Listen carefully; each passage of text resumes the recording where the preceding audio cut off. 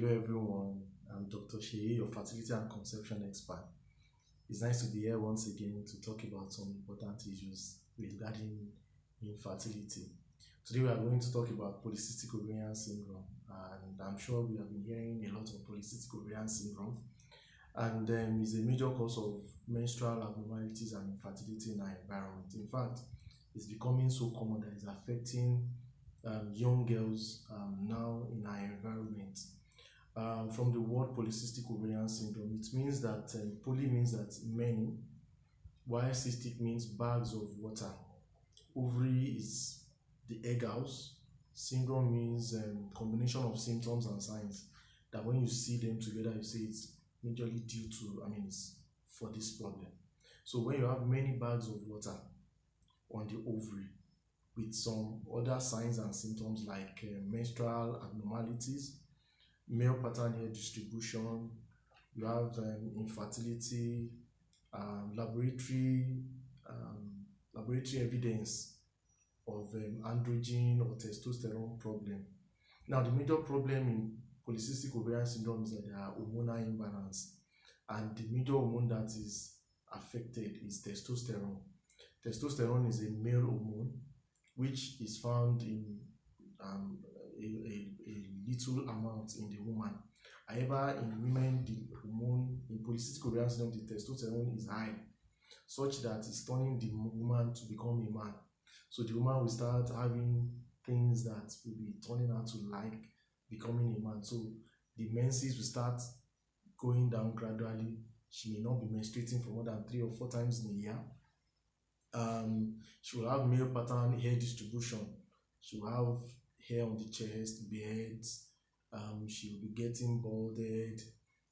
These are part of the problems the testosterone will be causing in her, coupled with the fact that she will have problem with conception. So these are the major problems that you see, that you say a woman has polycystic ovarian syndrome. So like I said, how do you know that you have polycystic ovarian syndrome? If you are having problem with your menses, a normal menstrual cycle is between 21 to 35 days. Usually when your cycle is more than 35 days, you are likely going to be having this kind of problem. Also, if you have hair distribution, like I said, like in male, you are having problem with getting pregnant, and you've gone for an ultrasound scan that showed that you have polycystic ovaries. This combination, you don't need to have all, you can have 2 of them, and once you have the 2 of them, you can be conveniently said to be having polycystic ovarian syndrome. So how do you diagnose polycystic ovarian syndrome? If you have any of the things I've listed, you need to see a specialist. The specialist will talk with you, examine you, and from there ask you to go and do some tests. The major important tests that they will ask you to do, hormonal profile. From the hormonal profile, you'll be able to see your hormones and see how they are. If they are in disarray, if the testosterone is high, this will give us an idea of the problem you are facing. Ultrasound scan also will show us how your ovaries are. It's not necessary that you have all the problems. Like I said, if you have 2, it's okay to diagnose that you have polycystic ovarian syndrome. So the causes or the major cause of polycystic ovarian syndrome is actually not known, but it has been found to be due to associated with some problems, that when you see those problems, you are likely going to have, the woman is likely going to have polycystic ovarian syndrome. One of them is obesity. In 80% of cases, obese women have polycystic ovarian syndrome, and it has also been found to be associated, to be hereditary. So if the mother has it, the likelihood that the daughters will have it is high, or if the daughter has it, the other one will likely have it too. So it's hereditary, and it's also associated with insulin resistance. Insulin is a major hormone that helps with maintenance of glucose in the body. Now, if it is high and the body is also not is resistant to it, it has been found to be associated with polycystic ovarian syndrome. So it is very important for you to be aware of this and make sure you see a specialist on time. So how is it treated? Treatment depends on the problems you are having. If your problem is hormonal, menstrual abnormality, or if it is problem with conception. However, the treatments are majorly almost the same, which can be non-pharmacological, pharmacological, surgical, and in vitro fertilization for those who are trying to get pregnant. Now, for non-pharmacological means that there is no use of drugs or surgeries. These are majorly lifestyle modification, and majorly you need to lose weight.